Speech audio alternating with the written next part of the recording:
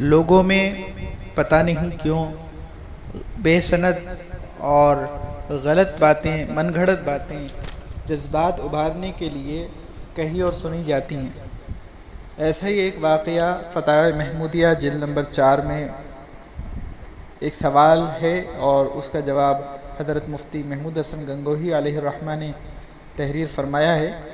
دلچسپ سوال ہے اور جواب بھی بہت دلچسپ ہے۔ تو اس میں سوال یہ کیا گیا ہے کہ ایک بدعتی مولوی ہر عید پر ایک تقریر کرتا ہے جس میں حضرت جابر رضی اللہ عنہ کی دعوت کا تذکرہ کرتا ہے۔ اس میں وہ کہتا ہے کہ دعوت کے لیے حضرت جابر رضی اللہ عنہ نے بکری کا بچہ ذبح کیا۔ حضرت جابر رضی اللہ عنہ کے 2 چھوٹے چھوٹے صاحبزادے تھے، وہ بکری کے بچے کو ذبح ہوتے دیکھتے رہے۔ بعد میں ایک نے دوسرے سے کہا کہ آؤ ہم بھی ذبح کرتے ہیں۔ ایک لیٹ گیا، دوسرے نے چھری چلائی، بچہ شہید ہو گیا۔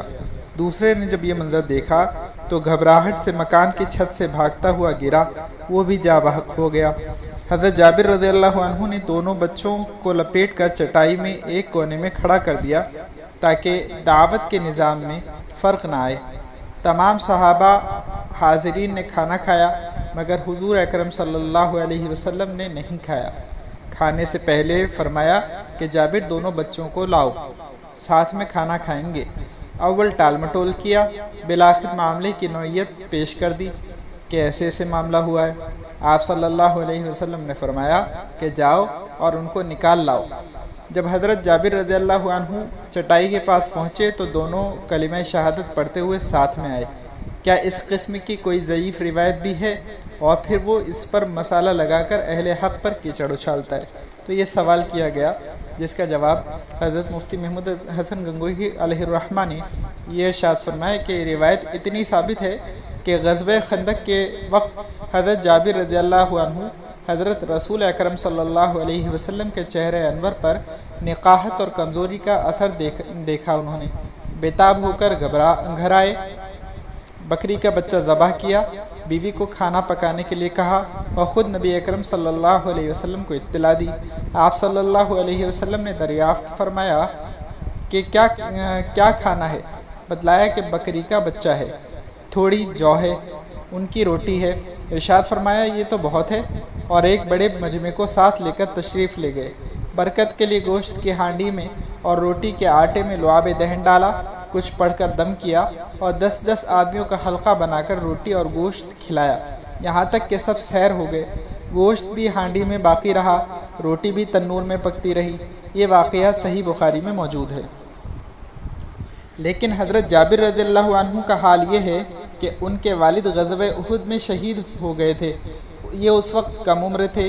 ان کی 9 بہنیں تھیں، بعض کی شادی ہو گئی تھی اور اکثر کی نہیں ہوئی تھی۔ انہوں نے ایک عمر رسیدہ پرانی بیوہ سے نکاح کر لیا تھا تاکہ وہ ان کی سب بہنوں کی تربیت کرے اور گھر کا انتظام کرے۔ اس وقت ان کے خود کوئی بچہ نہیں تھا۔ ان کی طرف 2 بچوں کی نسبت کرنا اور اس قصے کو اس طرح رنگ دے کر بیان کرنا غلط ہے، بے بنیاد ہے۔ جو شخص ایسی بات بیان کرتا ہے اس سے دریافت کیا جائے کہ حدیث شریف کون سی کتاب میں ہے۔ اردو کے بعض غلط سرد رسالوں میں اس قسم کی بے بنیاد باتیں جو بے سند ہیں ہرگز قابل اعتماد نہیں۔ تو یہ جواب ہے حضرت مفتی صاحب نور اللہ مرقدہ کا۔ تو بتانا یہ مقصود تھا کہ پتہ نہیں کیوں لوگ جذبات کو ابھارنے کے لیے بہت صحیح سند کی باتیں ہونے کے باوجود اور صحیح سند کی اور اچھے درجے کی، اعلیٰ درجے کی حدیثیں ہونے کے باوجود اس طرح کی من گھڑت باتیں ملا کر لوگوں میں، عوام میں بیان کرتے ہیں، اور لوگ بھی خوش ہوتے ہیں کہ واہ واہ واہ واہ کیا بات ہے، کیا بات بیان کی۔ تو اس سے بچنا چاہیے۔